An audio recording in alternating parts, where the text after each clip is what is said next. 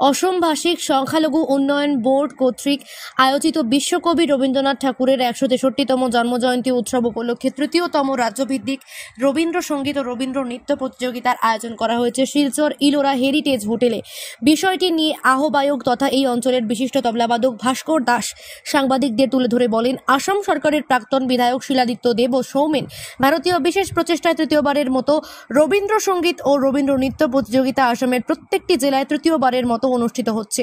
জেলা স্তরে যারা এই প্রতিযোগিতায় জয়ী হয়ে প্রথম, দ্বিতীয় এবং তৃতীয় হবেন তাদেরকে গুয়াহাটির শঙ্করদেব কলাক্ষেত্রে রাজ্যভিত্তিক প্রতিযোগিতায় অংশগ্রহণ করবেন এবং সেখানে হওয়া প্রতিযোগীদের মধ্যে আসামের পক্ষ থেকে পুরস্কৃত করা হবে। সেদিনের অনুষ্ঠানের সূচনা হয় প্রদীপ প্রজ্বলনের মাধ্যমে এবং অন্যান্যদের মধ্যে বক্তব্য রাখেন কাছাড়ের অতিরিক্ত জেলাশাসক অনুরাগ বড় ঠাকুর, সমাজকর্মী নিখিল পাল, স্বর্ণালী চৌধুরী, জয়দীপ চক্রবর্তী সহ আরও অন্যান্যরা। ব্যুরো রিপোর্ট, নিউজ অবিকল। রাতে উঠে থেকে থেকে শিয়ালের হাত, তীরে তীরে ছেলে মেয়ে নাহিবার কালে, গামছায় জল ভরি গায়ে তারা ঢালে। আমরাও করেছি, ওটা নদীতে করেছি কিন্তু পুকুরে করেছি, গামছা ভিজিয়ে ভিজিয়ে গায়ে জল দিতাম। সকালে বিকালে বহু না হলে পরে আঁচলে ঝাঁকিয়া তারা ছোট মাছ ধরে। আসরের বাদল নামে নদী ভর ভর, মাটিয়া ছুটিয়া চলে ধারা খড়তর। দুই কূলে বনে বনে পড়ে যায় সারা, বর্ষার উৎসবে জেগে উঠে পারে। ধন্যবাদ, নমস্কার।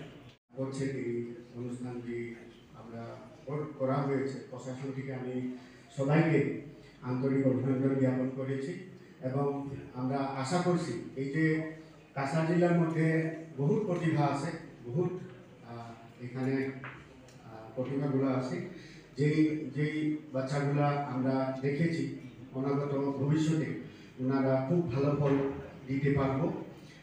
এখানে সমগ্র বরাবরতে আমরা উপলব্ধি করেছি যে আমরা যেভাবে যেই অনুষ্ঠান হোক এখানে বিভিন্ন অনুষ্ঠানে কিন্তু সবাই পার্টিসিপেট করে, এটা খুব ভালো লক্ষণ এবং আমরা সময় সময় প্রশাসন থেকে বিভিন্ন অনুষ্ঠানে আমরা সহযোগ করব এবং আমরা আশা করছি যে আগামী সময়ে আমরা কাছাড় জেলার নাম সমগ্র আসামতে তথা ভারতবর্ষকে আমরা এটা সুদূর প্রকারে হোক।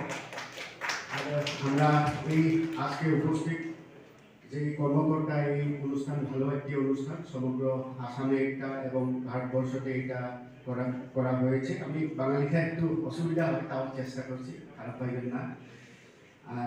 সমগ্র ভারতবর্ষতে এটা আমরা করেছি। এই উদ্যোগটারে যে প্রচেষ্টা এটা সুদূর প্রসারী হোক, এটা আমরা কামনা করেছি এবং সবাইকে ধন্যবাদ জানাই। আমরা